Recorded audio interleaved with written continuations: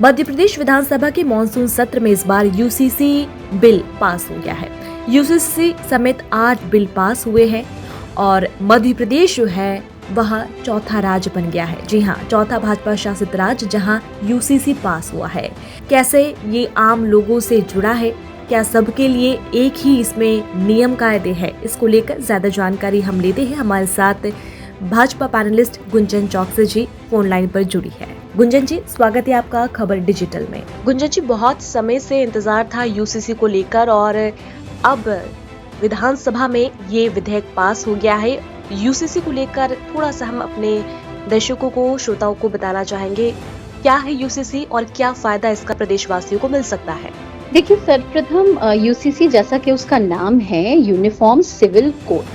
तो जब इस विधेयक की बात होती है तो अभी जिस तरह अलग अलग एक कानून रहते हैं, मुस्लिम समुदाय का एक अलग कानून था, हिंदुओं का एक अलग कानून था, क्रिश्चियनिटी, जैनिज्म, सब पर एक अलग कानून रहते थे विद रिस्पेक्ट टू विवाह संबंधित हो या तलाक संबंधित हो या चाइल्ड अडॉप्शन संबंधित हो या संपत्ति का अधिकार संबंधित हो। तो इन सभी कानून के अब अलग अलग दायरे खत्म कर कर नागरिक को एक ही कानून के दायरे में लेकर आए हैं। ये धर्म से परे ये एक ऐसा विधेयक है जहां पर अब किसी भी धर्म के व्यक्ति हो लेकिन कानून सब पर अब एक ही लागू होगा। और यूनिफॉर्म सिविल कोड ये किसी भी धर्म से परे, किसी भी जाति से परे, किसी वर्ग से परे, किसी क्षेत्र से परे अब ये कानून लागू किया गया है। और मध्य प्रदेश सरकार इसमें चौथा स्टेट है जो पूरे देश में इस कानून को जो पारित हुआ और अब ये जल्द लागू होने वाला है। थोड़ा सा इंतजार हालांकि और करना होगा विधेयक के बाद कानून बनने का इंतजार। तो कितना समय अभी लग सकता है और क्या इस सत्र में कानून बनेगा विधेयक?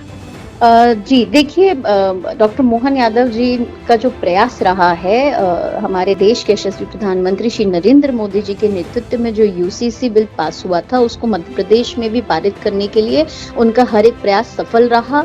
विपक्ष द्वारा, कांग्रेस द्वारा इसका कई विरोध किया गया, विधानसभा में भी पटल पर भी उन्होंने विरोध किया, लेकिन इसके बावजूद डॉक्टर मोहन सरकार ने इस पे प्रयास जारी रखा और इसे विधेयक को पास किया गया है। लेकिन इसके अलावा कोई और विधेयक भी इस बार सदन में पास हुए हैं और उसका भी हमें इंतजार है। जैसे मध्य प्रदेश राजमार्ग विधेयक भी पास हुआ है। इसमें कई सारी सुविधाएं जो है, अगर ये कानून बनकर आता है तो कई सारी जो फैसिलिटीज है वो यहाँ पर मिलेगी। इसका भी यहाँ पर हम जिक्र करना चाहेंगे। देखिए, इस सत्र में विधानसभा के बहुत महत्वपूर्ण विधेयक कुछ पास हुए हैं। मुख्यमंत्री डॉक्टर मोहन यादव जी के नेतृत्व में मध्य प्रदेश सरकार ने कई कैटेगरीज में, जैसे कि प्रशासनिक सुधार की बात कर लें, नागरिक के अधिकार की बात कर लें, सड़क की अधोसंरचना की बात कर लें या अग्नि सुरक्षा से संबंधित जो कानून थे या श्रमिक हित की बात कर लें, स्वास्थ्य शिक्षा की बात कर लें और जो कारोबारियों के लिए जो सुगमता के रिलेशन में जो कानून था, इन सभी मुद्दों से जुड़े हुए जितने विधेयक थे उस पर कदम उठाए हैं और उन विधेयक को पास किया गया है। प्रमुखता से कुछ विधेयक का मैं आपको जिक्र करना चाहूंगी, जैसे कि मध्य प्रदेश समान नागरिक संहिता, अभी हमने उसकी बात की, यूसीसी जिसे कहते हैं। मध्य प्रदेश राजमार्ग संशोधन विधेयक 2026 पास हुआ है। मध्य प्रदेश अग्निशमन आपातकालीन सेवाएं विधेयक 2026 पास हुआ है। Madhya Pradesh ease of doing business विधेयक अभी 2026 पास हुआ है। उपकर संशोधन विधेयक पास हुआ है और श्रम शक्ति संहिता विधेयक 2026 पास हुआ है जो कार्यस्थल पर सशक्तिकरण की बात करता है। और मध्य प्रदेश धन्वंतरी स्वास्थ्य विश्वविद्यालय विधेयक 2026 पास हुआ और वैट संशोधन विधेयक 2026 पास हुआ। तो ये 8 महत्वपूर्ण विधेयक इस सत्र में पारित किए हुए हैं जो हर अलग अलग क्षेत्र, अलग अलग वर्ग से संबंधित हैं कि डॉक्टर मोहन यादव जी का जो विजन है वो सबका साथ, सबका विकास, सबका विश्वास और सबके प्रयास में यकीन रखने वाली जो पार्टी है, उन्होंने ये हर एक वर्ग, हर एक क्षेत्र और उसको ध्यान में रखते हुए ये अलग अलग कानून जो विधेयक के रूप में पारित हुए हैं, ये मध्य प्रदेश सरकार के लिए एक बड़ी उपलब्धि है।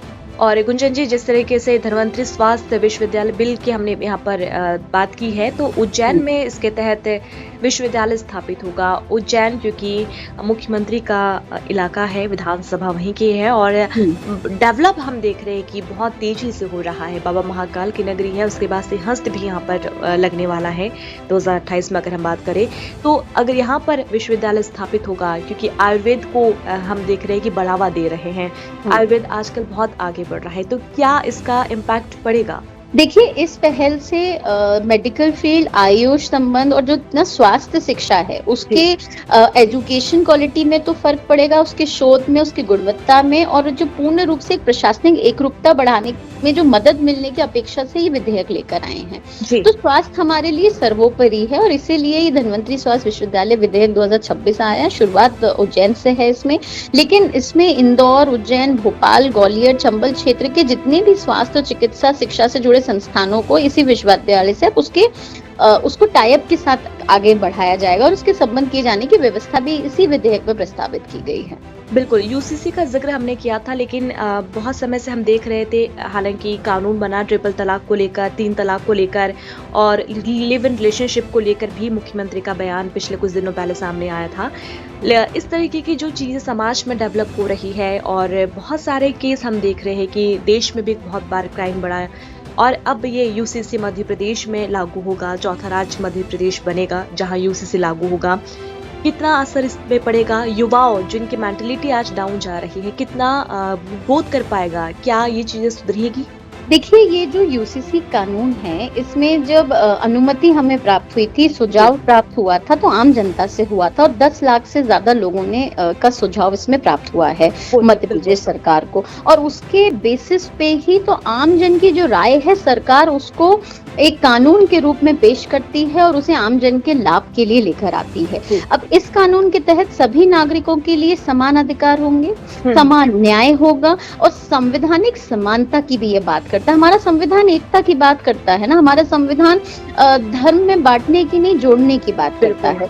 ये महिला सशक्तिकरण के लिए भी एक ऐतिहासिक कदम इसलिए है क्योंकि कई ऐसे लॉज अभी थे समाज में जो महिलाओं के अधिकारों के विपरीत थे, जैसे कई शादियों का रिवाज था, मेंटेनेंस ना मिलने का रिवाज था, महिलाओं को प्रॉपर्टी राइट्स नहीं मिलते थे, ऐसे कई सारी जो कुप्रथाएं थी उन सबको अंत मिलेगा और सभी एक ही अम्ब्रेला के अंडर में रहेंगे, चाहे जो भी समाज हो। इससे बहुत सारा एक कंफ्यूजन भी दूर होगा आम जनता के अंदर भी, जो इस कानूनी क्षेत्र से लोग जुड़े हैं उनके अंदर भी एक बहुत ही सुगमता का कानून आया है कि अब आपका धर्म जो भी हो, लेकिन अगर आपका विवाह संबंधित हो, उत्तराधिकार संबंधित हो, कोई तलाक संबंधित प्रकरण हो, उन सबको एक ही दायरे में, एक ही तराजू पर तौला जाएगा। जी बिल्कुल, बहुत शुक्रिया गुंजन जी हमसे जुड़ने के लिए और यूसीसी पर इतनी महत्वपूर्ण जानकारी प्रदेशवासियों तक पहुंचाने के लिए। थैंक यू सो मच, बहुत बहुत धन्यवाद। खबर डिजिटल, हर पल आपके साथ।